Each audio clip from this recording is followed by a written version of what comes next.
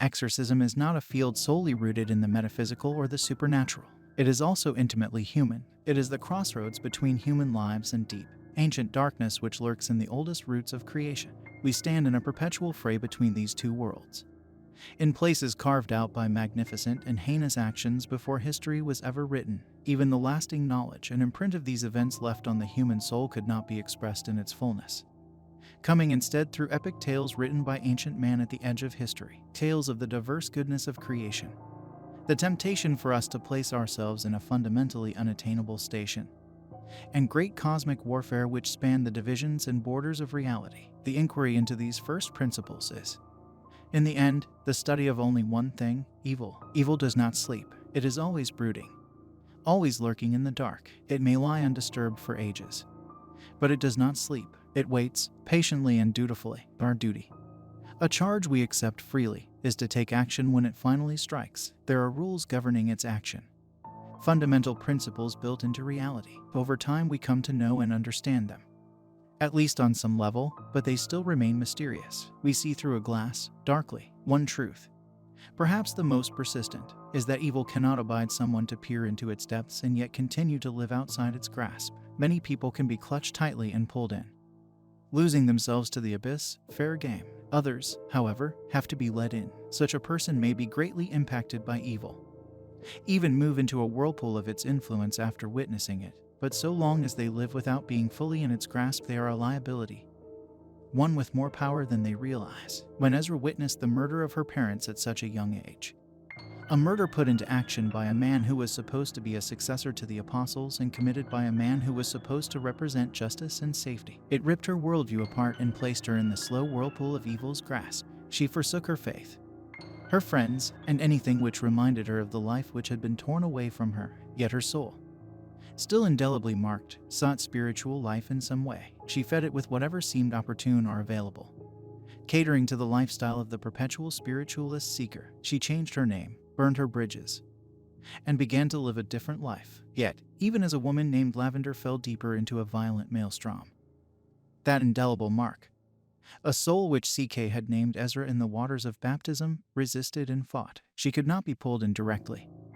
only edged closer to the abyss. Evil knew the liability at hand, were Ezra to escape its clutches, freeing herself of the yoke which had been placed upon her. Her word and testimony would prevent untold numbers from possibly falling to the same fate. Even if her escape meant just one other person could be defended from the clutches of evil, that would be too much for it to abide. At a certain point, being stirred from its waiting, evil decided the time had come to seal her fate. It could not pull her in, but it could wear her down, in small ways and in great ways. Many of these things were explained by CK as we all sat in enraptured silence in the baptistry. Others I had to infer after the fact. Still others I have realized over time. In that moment, however, only one realization cast itself over my mind. We need Ezra to be with us. CK spoke from the silence. I was jolted back, believing that he had somehow read my mind. Yes, I quietly replied. She's the target. We can't do anything without her. We both looked toward Bishop Joseph, still directing his worried look toward the baptismal font in the center of the room. Ezra sat downcast, listening but exhausted. The sun had ceased to light up the room, casting us all in muted shadow as the last glow of light faded moment by moment. I'm not Langford, he whispered, his gaze unmoving. I don't know what else I can say. I'm not operating a criminal cabal under my belt. I'm not funneling money to mob cops. I just want. He sat up, looking toward CK, and his face was intent and serious. I just want assurance. I've never seen anything like this before. I've just learned to trust in God, in the church. I believe. It's just difficult at times. You have faith, CK spoke up. Have faith in me, too. If Harold has killed, if we need to take care of the demonic before we let someone take care of the criminal. My only worry is that mingling those goals will result in tragedy, even if you don't intend it. The bishop nodded slowly, standing up and walking over to the door. The baptistry was nearly shrouded in darkness. As he opened the door, the hazy light which still remained in the cathedral shone through and illuminated us. I agree, he softly decided, but there's more you need to know. CK's glance shot up. Follow me, please. Bishop Joseph walked out, heading down the nave of the cathedral. CK begrudgingly stood, grabbing a bottle of holy water out of his cassock pocket and sighing with a slight frustration. He waved Ezra and I on, following the bishop. You okay? I asked Ezra. She nodded, standing up and taking a deep breath, facing the maelstrom. Father Gray, so let's get it over with. She sprinted after CK, catching up with him as I followed. We were led to a door on the left transept of the cathedral. The hallway within it opened up into the offices of the chancery, which had long since closed for the night. Walking through the maze of offices to the back, we were greeted with another door, sturdier and older than the rest, bearing the diocesan seal above the words, Bishop's Residence. Fetching a key from his pocket, Bishop Joseph opened the door to reveal a small vestibule which opened up into a large, ornate parlor. A white, Baroque coffered ceiling sat above walls of blue and beige damask. Bookshelves and paintings adorned the room, providing a rich smell of bibliosmia and antique mahogany. "Welcome to my borrowed home," the bishop said with a small smile. "A bit much for me, but she is lovely." He waved us through to an adjacent room. Looking over, I could see CK with his bottle of holy water, beelining to the corners of the room and sprinkling them. He ran off in another direction as Ezra and I followed the bishop into the adjacent room containing a grand staircase and a large oak door leading to the street. In the distance, I could hear CK's shoes tapping throughout some distant rooms as he imparted a whirlwind blessing to the house. Bishop Joseph led us through a final door on the other side of the staircase. It was smaller and more clearly lived in. The ceilings were the same decorated style, but the walls consisted entirely of built-in bookshelves. A few chairs sat in front of the desk and around the walls of the room. On a large desk in the center of the room, a faint lamp illuminated scattered books, ledgers, and a large PC. The sun had since gone down, leaving the warmth of the lamp our only source of light. "Your office?" I inquired. "I like to think of it as more of a study," Bishop Joseph replied, walking behind his desk and thumbing through his drawer. "Easier to do the heavy lifting in here and save the office work out in the chancery for simpler duties." He pulled out a small folder and looked up quizzically at Ezra and I. "Where's Kelly?" Ezra cracked a smirk. "Re-blessing your house, I believe," she said. "Kelly," Bishop Joseph hollered. "In my study, Kelly." The pitter-patter of elderly footsteps suddenly became louder as a frazzled-looking CK walked in behind me, holding an almost empty bottle of holy water as he caught his breath. "Right here, Your Excellency, just finishing up." He flicked his bottle toward each corner of the room, exhausting the remainder of the water and tucking it back into his pocket. Bishop Joseph opened the folder in his hand, spreading out papers across his desk and waving us over to look. Photographs were paperclipped to 4 of them. They appeared to be mugshots. "When I heard your story, Ezra," the bishop began, "something stuck out to me. Something I couldn't quite place until I remembered a report from our homeless ministry. Catherine, she runs the ministry. She came to me about a week ago mentioning that a few of the regulars had disappeared. Word on the street was that they had just disappeared, each on a different night. 4 women. The element of your story that struck me." He unclipped the 4 photographs, passing them to Ezra. Her hands began to tremble as she studied each picture. In an instant, she shoved them back into the bishop's hand. Walking over and collapsing into a chair, she leaned to the side, resting her head in her hand. Though upset, she seemed to have no tears left to cry. "It's them," she whispered. "The faces, the heads I saw on the altar. It's them." CK and I looked toward the bishop. He sat the pictures down and picked up the papers he had scattered on the desk. I reached out to Lorenzo, a parishioner who's a detective with the city PD. CK quickly frowned. I didn't give him any info about the case, the supernatural realm of it, at least, but I did ask him to acquire any information the PD has on these women. For better or for worse, they've each got a rap sheet. Prostitution charges, mostly. You running a ministry or a prison pipeline?" CK sharply inquired. "A ministry," Bishop Joseph immediately retorted. "I've asked Lorenzo and my other parishioners on the force to cut him a break. We try to provide them paths out of it, but at the end of the day we just try to help them out practically. I'm not in the business of judging or punishing them." CK visibly relaxed a bit, giving a sober nod. "I let Lorenzo know I might have somebody with some information on their disappearance," the bishop continued, "but I stressed it was only a possibility. He agreed to keep it under wraps for now.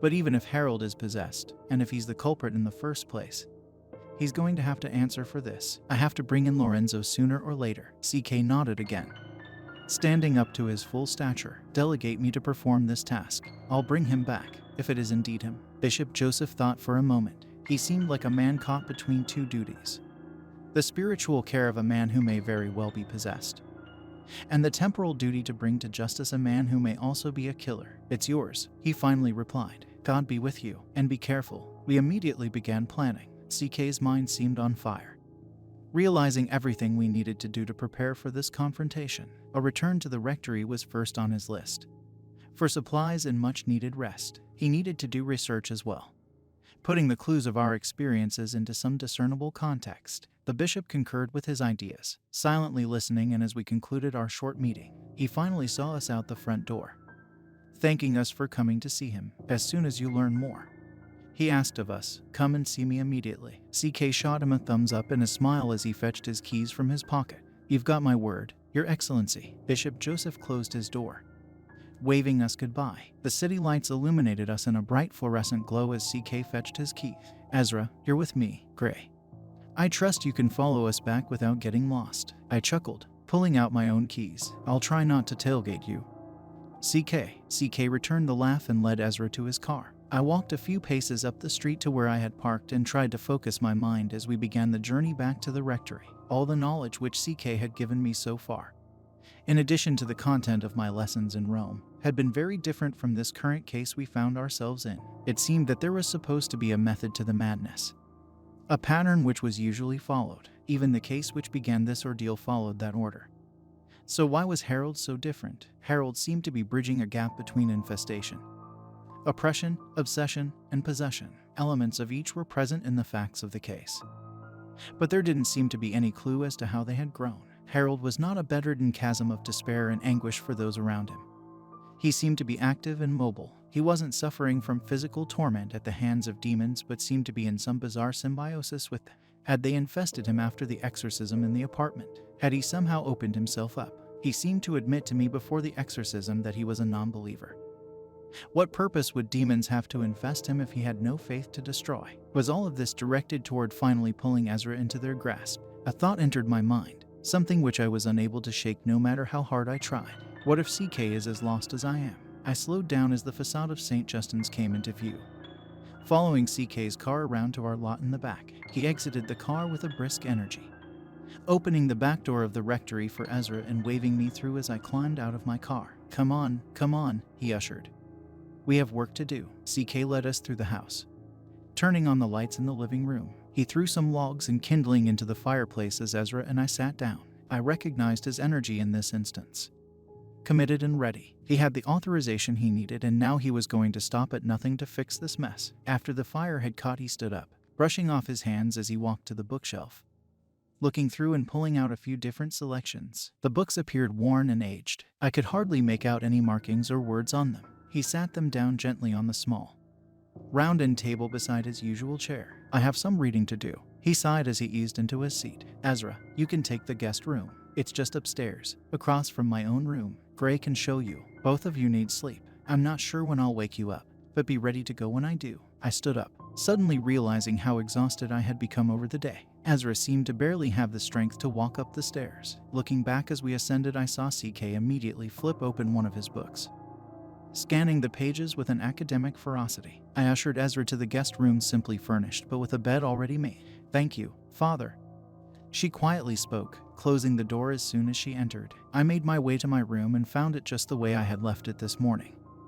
a time which seemed like ages ago given the day's events. I hung my cassock on the small coat rack next to the closet door, wrapping my collar rabat around it. I changed clothes, even putting on a new pair of socks to sleep in. I was going to be as prepared as possible, firmly expecting CK to come in at any moment and tell me it was time to get to work. I glanced at my watch, noting the time was just past 8 o'clock. Grabbing my breviary from the bedside table, I prayed the short night hour, compline to end the day. Et isum, benedictum fructum ventris tui, nobis post hoc exilium ostend. O clemens, O pia, O dulcis Virgo Maria. I laid down, being transported the moment I pulled the comforter up into the void of deep sleep. No dreams, no thoughts, just the timelessness of sleep's veil. No sense of any other reality. Suddenly, an acute awareness flooded over me. It was like the beginnings of a dream, when things are ever so slightly surreal. I was in no discernible place. Rather, it was more like a state. I felt fear welling up in me, hatred pressing in around me, a sense of doom and languish which made me feel as if I were a prisoner bound in chains, unable to see anything but keenly aware of some malevolent despair. The absence of any light, any goodness. Around me I felt a growing, familiar sensation. Something began to dance across my skin, giving short licks of a sensation both familiar and alien. What was it? I wondered. It was right there, just beyond my ability to recall. Flame, my senses shot to their fullness, losing any semblance of a dream, in pitch darkness, surrounded by the same sense of oppression, fear, and hatred. I suddenly became engulfed in the feeling of fire. I felt myself screaming, but no sound came to my ear. No strain in my throat. Everything was still.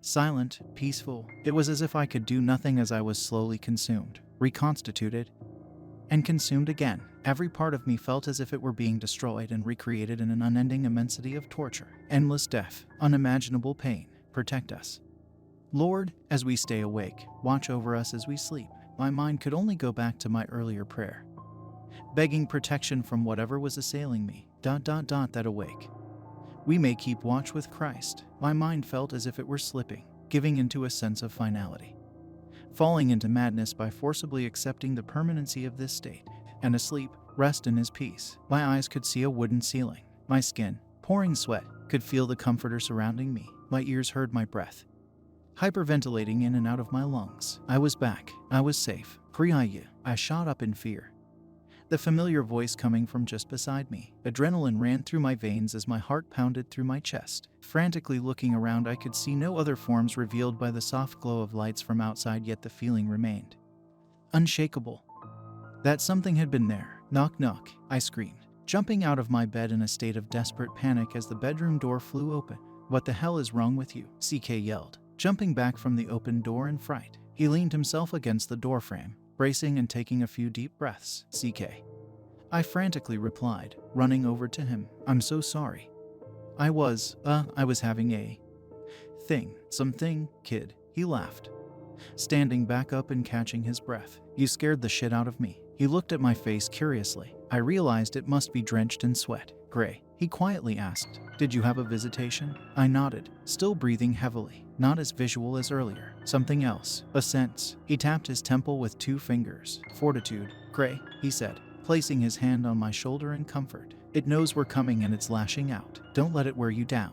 Down the hallway I heard a door creak open. Looking, I saw Ezra pensively glance down at us. Everything okay? She quietly asked. Just fine, CK replied. It's time to move out. Get ready, please. Wear something warm. Ezra nodded, shutting her door. CK turned and made his way toward his room. I'm getting my supplies, he said back to me. Bring your ritual, a surplice, and a stole. Dress warm. I'll explain the situation downstairs. I walked into my room and turned on the light, relishing in its mere existence for a moment. My heart had calmed down from the panic of my experience, and I was certainly wide awake. I buttoned my collar and threw on my cassock, looking through my closet for a warm coat to wear over it. I glanced at the time while putting on my shoes.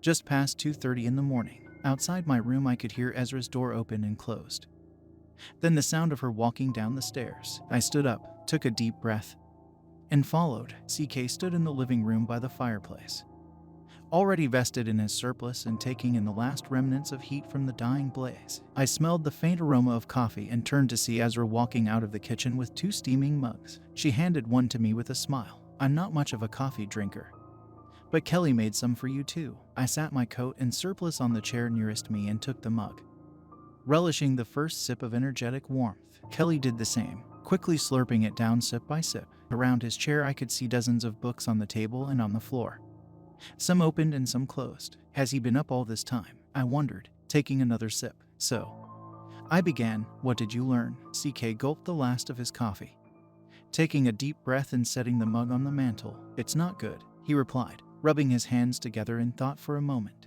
Most of the recent manuals and texts speak the same way about accidental repossession. When the exorcised demon tries to infest someone else present at its exorcism, it's very uncommon and it usually takes the same route, throwing the person into the same litany of symptoms as the previously possessed person. But Harold isn't like that, I interjected. Right, something is different. I had to go back pretty far. Digging and digging, I started seeing footnotes and citations about willing repossession, something I've never quite heard of before. I was surprised. CK of all people encountering something completely new. Luckily, I had one of the texts cited.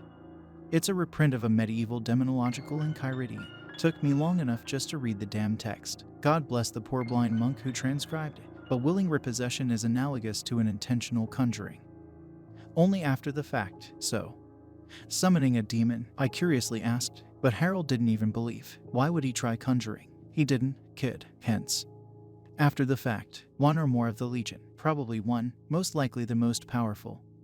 Moved on to Harold. He trailed off for a moment. The thing about legions, Gray, is that they're loud, a chorus of damned angels all seeking their own destructive outlets. Like a symphony of screams which can't discern anything. They're powerful, but they're short-sighted little shits. Most of the time individual possession is just about destruction, but sometimes you get a demon with some awareness, some sense. I think in this case, freed from the cacophony of the legion. The demon became quickly aware of the potential to cause complete chaos. Because of Ezra? I asked. No, Ezra quietly replied. Not just because of me, because of Kelly, and because of you. My mind suddenly came back to Brandon's concerned warning for me the previous day. Father Kelly is going to do whatever it takes to keep her safe. He will absolutely not let it rest. He's experienced, he's knowledgeable. But he's also human. Gray, CK began. The demons know me. I told you that much. They know my experience and my reputation. But over enough time they also learn your fears. Your doubts. They know I blame myself for what happened to Matthew and Josephine. They know I blame myself for Ezra falling out of the faith. Oh, Kelly, Ezra teared up, suddenly seeming to realize what he was saying. Exactly, he interjected. If they pull you in, they know it will pull me in. Fortitude be damned. He struggled for a moment, emotion flaming through his face. If they pull me in, they think it's a clean shot to take care of you? Gray, 3 souls in perdition, 2 of them exorcists. They would risk a hell of a lot for it. So this demon. I tried to clarify. It's aiming for this perfect storm of an opportunity, right? How is Harold involved in making it happen? CK cleared his throat and continued explaining. An intentional repossession means that at some point Harold willingly accepted what was happening. He either realized after the exorcism that he was possessed, or the demon slowly influenced him to seek out occult resources and darken his soul to the point that he thought he'd done it himself, unaware that the demon had been guiding him the whole time. Either way, the result is the same, possession. Then comes the willingness. The demon isn't tormenting Harold. They seem to be operating together. It must have made some offer to him. Some promise. The medieval Enchiridion says that acceptance of this promise creates a relationship, a covenant. Then what about the content of Ezra's experience? The murdered women in the blood altar. Ah, yes, that's elsewhere. But clear as day. A 19th century occult manual describes the darker ways of conjuring. In this case, a soul for a soul. The souls of the women, no. Their souls are free from all this. They'll face God and make an account. As we all will. Only he knows what is to become of them. The soul being exchanged is Harold's. Each murder he willingly commits is a grievous mortal sin. It cries out to heaven for vengeance. It fractures his soul, bringing him deeper into the clutches of the evil one. I sat down, my heart racing as I tried to take it all in. Each death, each fracture of his soul, allows another demon closer access to this world. Those are the figures you saw. Ezra, hooded, animalistic. They were representations which your mind tried to put together. You're simply incapable of seeing what they truly are. The images you created are far more tolerable than the reality. They're what's waiting to be ushered into the world. But demons prowl the world already. CK, why go through all this? Demons prowl about, yes, but there is no order to it. No goal but general destruction. Most demons are just foot soldiers. They're like parasites, latching on when they see opportunity. They have limits, though. Grace repels them. Even the simplest prayer can defeat them before they grow. These are more damned seraphim, cherubim, thrones, still raging with insolent fire from their immediate rebellion. These are summoned with intent, to be placed onto something or someone through the use of black arts, grace, prayer. All of these things can be circumnavigated in this instance, especially by a conjurer who is willingly possessed. With us out of the way, they could cause horrific desolation. Spiritual and physical. I cannot say more. Gray, that is all I know. Only Harold can tell us more. And it's time he did so. The clock in the living room began to ring, plucking out the chimes. 3 o'clock. It's time, CK said, pulling a violet stole out of his pocket, kissing it, and placing it over his neck. He grabbed his small bag from behind the chair and double-checked the contents. I knew from experience what was inside. Books, sacramentals, crucifixes, holy water. We cannot find where he is hiding by any human means. This house, though it exists somewhere, is much more now. It is a periphery, a liminal space between two worlds. We could stand before it and it would be hidden from our earthly sight. We cannot use human skill or a black art to find it. God will show us the way to this battle. I stood up, vesting in my surplice and pulling my own violet stole out of my pocket. Read me high. Domine, stallum immortalitatis, quam perdition prevarication primi parentes. Et quambus indignus exido ad tuum sacrum mysterium, meritamen gaudium sempiterum. I kissed the stole and placed it over my neck, putting my coat on over it. Ezra had bundled up as well in a heavy hooded coat. A look of intensity on her face. We'll walk, CK said, aimlessly. Wherever our feet take us, and we will pray. He pulled out his ritual, flipping to the back. Saint Joseph is a powerful intercessor. Gray, we'll begin with his litany. I nodded, walking over and opening the door. As we exited the rectory, I noticed that the night was cool. Though not at all frigid, the sky was clear. A few stars peeking through the lights. Not a soul was in sight. Ezra, CK asked, did he take you deeper into the city or further away? Further away. I think, CK nodded, walking down the pathway from the rectory and heading left down the sidewalk. Away from the city center, he began praying the litany. Ezra and I making muffled responses. Kyrie eleison, Christ eleison, Kyrie eleison, Christi, Audi nos, Christi, exaudi nos. We walked at a steady pace, not paying attention to anything but our footing in the increasingly dark streets. CK took time between each invocation, spreading them out. Sanct Ioseph, ora pro nobis. In the distance I could hear a car driving, though it was hidden from my sight. Businesses and buildings turned into houses in a neighborhood. Occasional streetlights and yard lights lit our path. The cool air, which had been manageable at first, took on a deeper chill after some time. Filii de nutrici, ora pro nobis. A scattering noise came from alongside me and my glance shot over. A small opossum ran through a yard away from us. I heard a small hoot from a nearby tree.